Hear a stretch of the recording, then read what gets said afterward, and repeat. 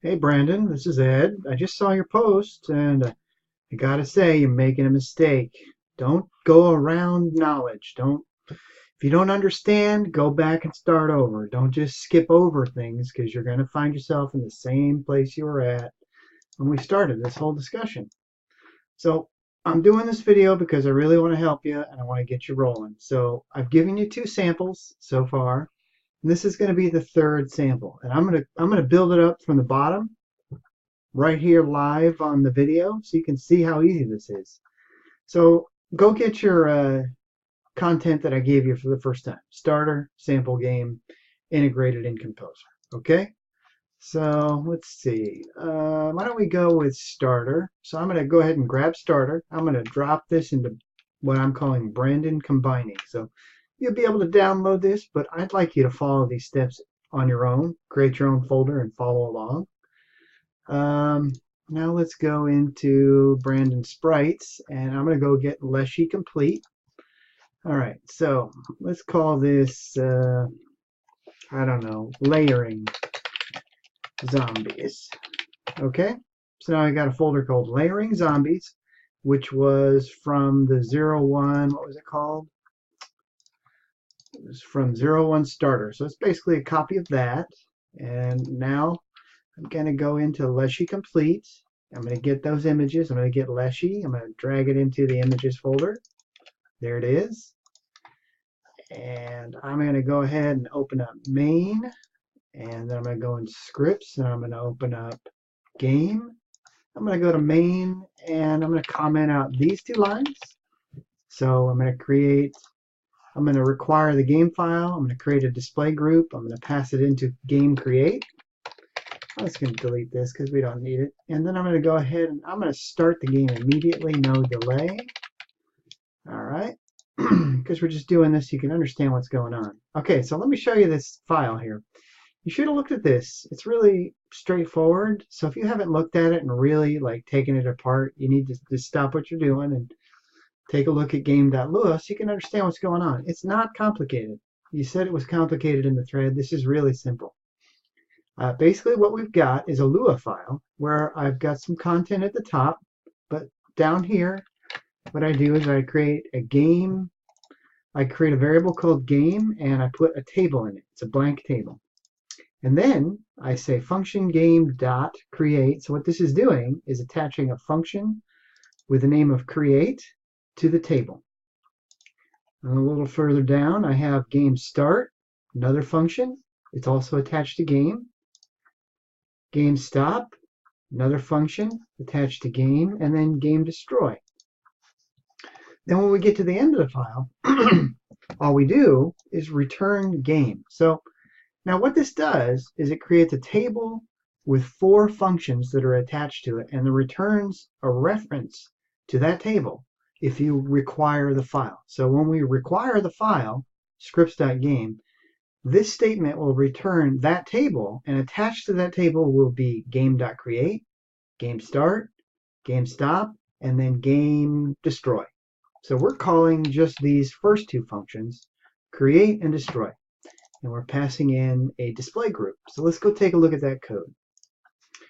In the starter version, which is the one we're working from, I do leave some code in here for you to work from. The first thing we do is we call the game destroy. And as I say here in these comments, basically this is a convenience. We don't need to really destroy the very first time we create the game.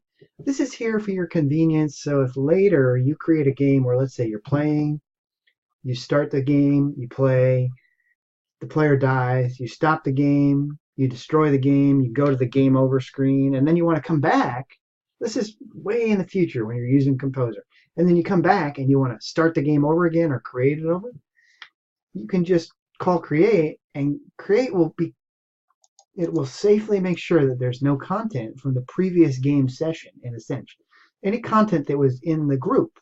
So it's a nice cleanup mechanism. Okay, so skipping past that, here's the part where you said it was complicated or you're having troubles.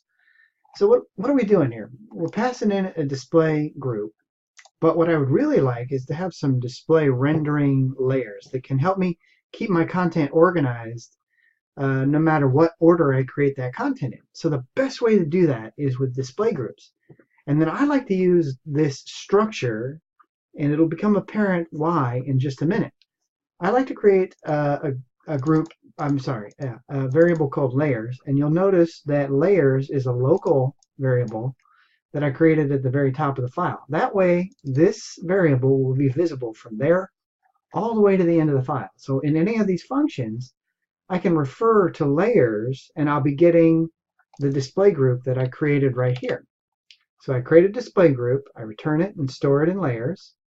Then I create 3 more. I call and I store them in layers.underlay, layers.content, and layers.overlay. So this is just, it's a convenience thing so that later, if I wanted to, in Start, for example, if I wanted to access layers.underlay and put a circle in there, I could do something like display.newCircle. I could type layers.underlay. So that's the group that the circle will get created in. And then let's say at 100, 100 position in a radius of 10. So I've just created a circle in the game start function, and I've placed it in layers underlay. So that's the idea, is it gives me a convenient naming methodology to deal with this stuff. All right, so I created the 3 and I created layers. That's 4 new groups. Now I got to make sure using the painter's algorithm, well, no, that's not true.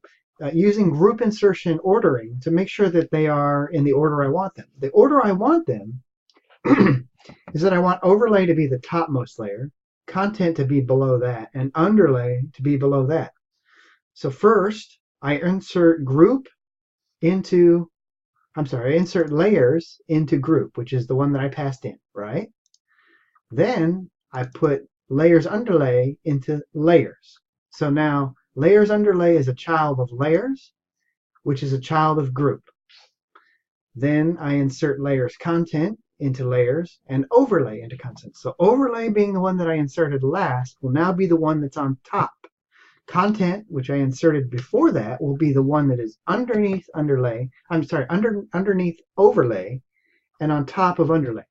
So it's reverse order. Whatever you insert last is the one that's going to be on top. Okay? All right, so now you were saying in your thread, oh, I'm creating a background and then I'm creating my sprites and it's just not working, right? Okay, so let's go ahead and get our sprites working first. So I'm going to take Leshy Complete. I'm going to split my screen here, and I'm going to put main.lua over here, and then I'm going to put all this stuff just for the convenience. I'm going to put the image sheet code way at the top of my file. I'll paste it in here. That's fine. So image sheet will be visible throughout the file. And then the sequence data, that's fine too. I can leave that here out in just the whole file level. But when I create the character, I want to create that inside the create function. So let's go ahead and do that. Let's grab that code. And then down here, below all that layer creation code, we'll do this. Let me indent that.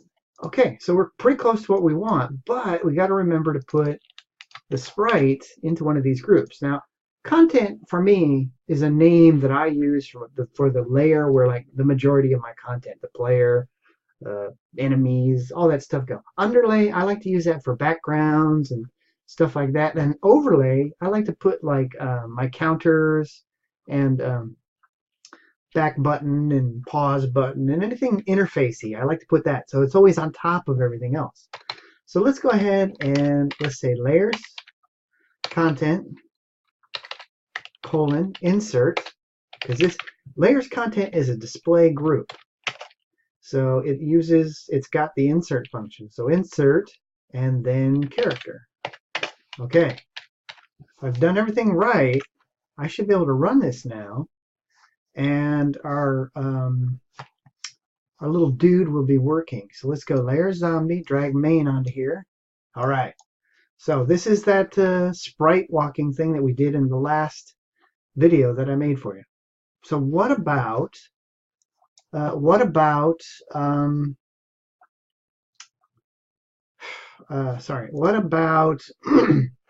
the character background? So I want to create a background. Let's say I want to create like a, I don't know, a bluish background. I could just say display dot new rect. Let's say call it back equal local back display new rect. It's display dot actual content width. You know what? Actually, I think I made some shortcuts up here. Yeah. So at the top of the file, you're going to see some variables: cx, cy. That's center x, center y, and full width, full height. That's the actual content width and height. Just make typing easier. So I will make a new rect that is the full width of the screen, full height of the screen, and it is at cx, cy. Okay, so that's what I've done so far. I'm going to run this. Display new rect. Oh, display, because I can't type, as I always do in these videos. Oh, I got those variables backwards, didn't I? So it's going to be cxcy, and then full width, full height. Is that right? Okay, here. So now we get a white rectangle. That's totally not what we want. First, we want it to be blue, and we want the zombie to be visible over the top. So let's make it blue first. Back, set, fill, color. Let's make it 0.2, 2, 0.4, 0.8. That's probably going to be a kind of a nice blue color. Yeah, that's pretty cool. So, but it still sucks because our zombie, and this is the problem you're encountering, your zombie's not visible, right? It's behind the rectangle. All right, well, let's go take a look at the docs here real quick. So I keep a link on my bar because I use the documentation constantly. So let's go to display. So what we're trying to figure out is how do we get that in the group? So there's two different ways to do it. And I see people doing it the longhand way all the time, and I really hate that. So display, and let's find new rect. Here it is. That's the function we're calling. Okay, let's look at the signature of this. Display new rect. Optionally pass in the parent, or we could just pass in the XY position and the width and height. What have we done? We've passed in the X and the Y, the width and the height. All right, well, what's about this optional parent argument? What that means is parent is any display group that you want the object to immediately be placed in. Now, I see people do this all the time. They'll take the display group that they want. In our case, it's going to be underlay because it's below content, and that's where I want my background. And then they insert. Okay, so they take this extra line of code like that, and that's fine, but I just think it's kind of waste of time. I like to make my code more compact. So instead I will do this. I pass it in as the first argument, then the X, then the Y, then the width, then the height. And I don't know why that is doing that. Hold on, it's bugging me. Is running something. I don't know what. It keeps clearing. All right, we'll get to that in a second. Obviously, something else is going on. Sorry to distract. Okay, so what do we got so far? We created our layers. We created our character. We started it playing. That's all the old code. Transition, that's the old code. We inserted the character into content layer. And now we're making a background. Now, even though we're making the background second, which would normally put it over the top of the character, because we've said put that in layer underlay or layers underlay, it's going to be in the group which is below the content layer. And now when I press return, boom, it's in the right place, but and our little dude is on top of it. So I don't know what to tell you here, but this is pretty straightforward, and I would really encourage you to just stop working on your game, go look at the code that I've given you, and really read it and try to understand what it's doing. Because if you cannot get to the point where you're sort of using this methodology, you'll never be able to make a game. You'll just, we're starting, I really don't want to be discouraging, but if you can't get into the habit of sort of like understanding layering and scope and all these really important concepts, it's going to be really hard to make anything even mildly complicated. So I think you can do it. You've really got I mean, the community, you've got the documentation, you've got this video, and that's all good. And you got a starting place. I think you can do it. All right. Anyways, I'm blabbering at this point. I'm going to stop the video, and then I'm going to figure out why this is deleting. It shouldn't go black. For some reason, I made a mistake in my code somewhere. Not sure what. And it is running and destroying. And I think, oh, you know what it is? Remember when I said we're not going to run that line? I never saved it. So now let's do that. And it should go and stay blue. And our zombie should be like, just finish walking and that's it. Because we're only running create and start. We're not running stop. We're not running destroy. All right, there it is. So I'm going to save this for you and send you this video, and hopefully you follow up on this and everything works. All right, thanks a lot. Bye-bye.